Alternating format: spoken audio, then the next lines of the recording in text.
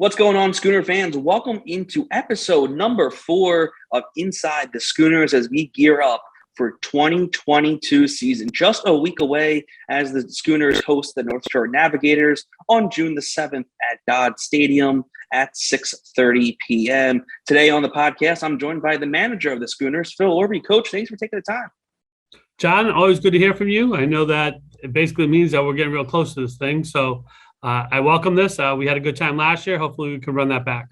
Absolutely. As we record the podcast here on Tuesday, May 31st, we are 1 week away from opening day. And Coach, what are just the feelings of a new era of Schooner baseball getting ready to start a week from today?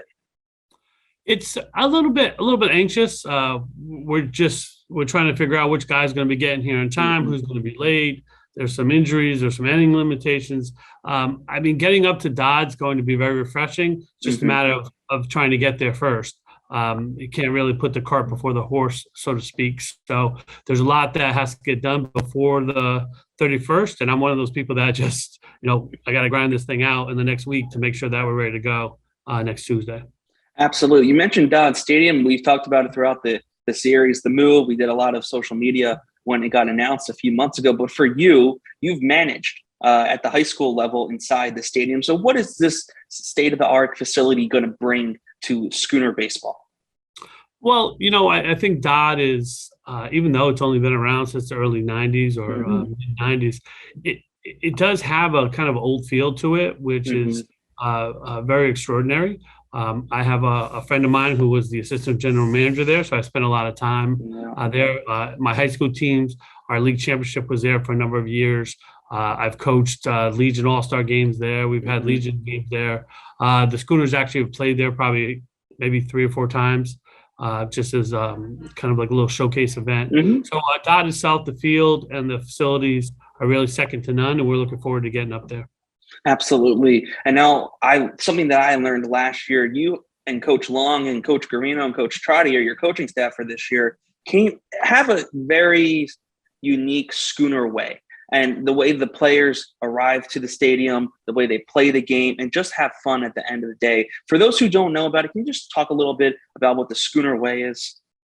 We've actually never really described it as such. It's just the way in which we go about our business. And it starts off with getting good kids. We're very fortunate that we get to pick and choose which athletes are going to come in and play. We work with schools only of the highest integrity, the assistant coaches and head coaches at these schools. So it's really just, we come in, there's just 2 rules that we have. It's, respect the game and be on time, and just go about your business in a professional manner. And OYS, own your stuff. If you go 0 for 3 with 3 strikeouts and some kid asks you for an autograph at the end of the day, you got to smile and sign that autograph.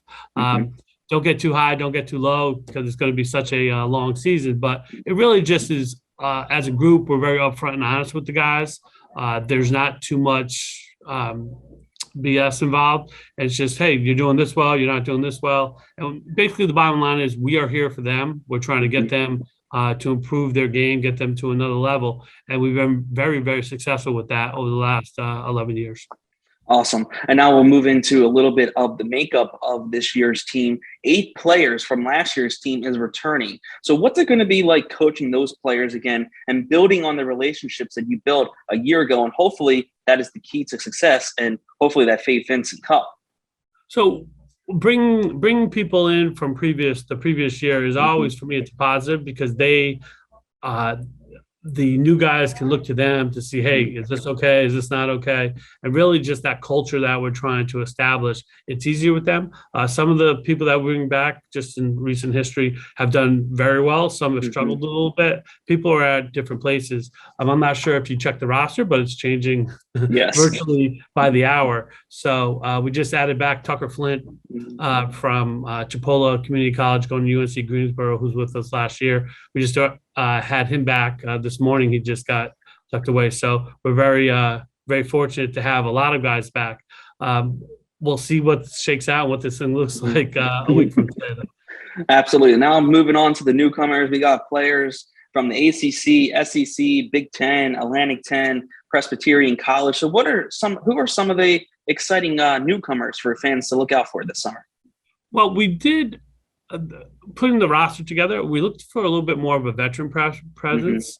We took a couple of young guys who are freshmen at big schools. Mike Bello, who's a New Jersey kid, who's at Auburn, who has probably had about 120 plate appearances for them.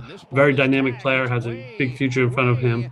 He'll be reporting late as Auburn's hosting a regional. We have a young man out of University of North Carolina, our first Tar Heel, John Jakalski, sorry.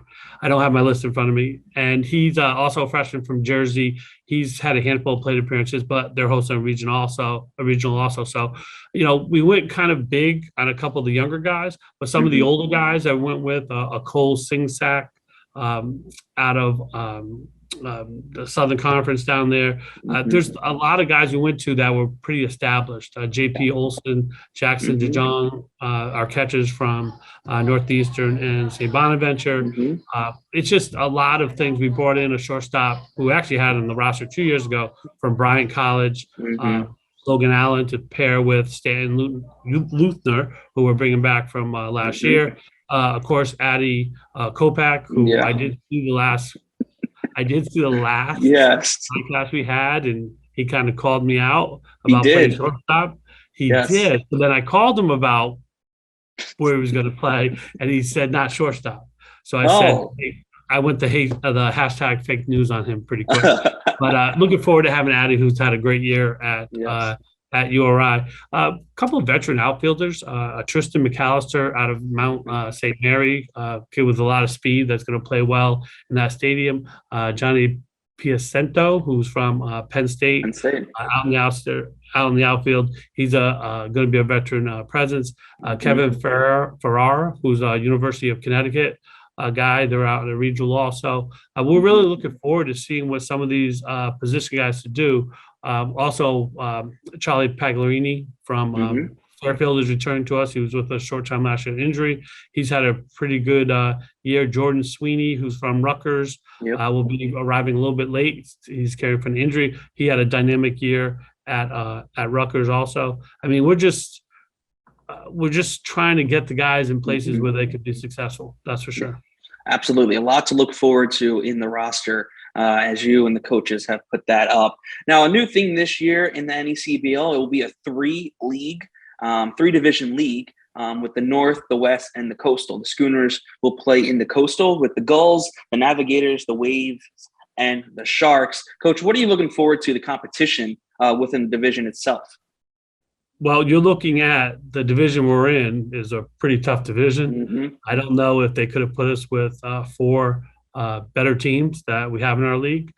We really kind of battle it out each year with Ocean State and Newport and Martha's Vineyard the last couple of years, and to throw North Shore, who has a really good roster. It's going to be very challenging. We have a long streak of making the playoffs. I think it's at like 10 straight years. Yep, the longest in the NECBL. Yeah, hopefully we can keep that one going. It's going to be a big challenge because those other four rosters are very, very good. Their coaches are very good. Organizations also. So hopefully we're up to the challenge. Absolutely. And this year, the travel will be back up to the North, something that we did not get to do last year because of COVID. I know for you, you love traveling with the team. So what are you looking forward to those experiences up North? Well, oftentimes I look at it, and I'm just doing the schedule today. We have like a back-to-back trip where we go to, I think it's Vermont and North Shore on back-to-back nights.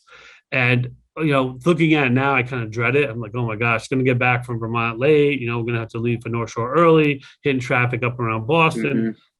But, once you get on the bus and, you get to spend some time with the guys, it's really worthwhile. And it's the things that I remember most from the summers. Those 2.5 months is not necessarily what happens during the games.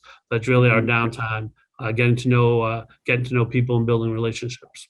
Absolutely. And, we mentioned 7 days away from opening day. The team reports in just a couple of days on Thursday and Friday up into Connecticut. So what does this week look like for just the team getting to know each other, practices with the coaching staff, and then hopefully an introduction to where they're going to be playing at this year at Dodd?